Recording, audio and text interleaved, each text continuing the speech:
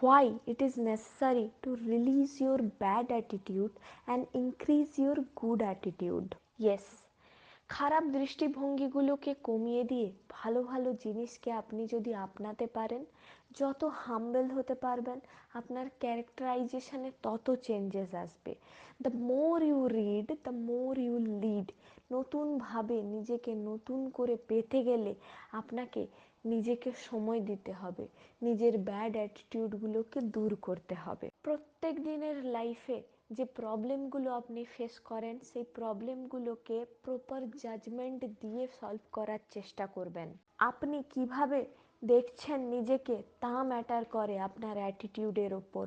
আপনি কিভাবে সব কিছু বিচার করেন তা নির্ভর করে আপনার গুড অ্যাটিটিউডের ওপর। তবেই আপনি একজন প্রকৃত মনুষ্য চরিত্রের অধিকারী হবেন।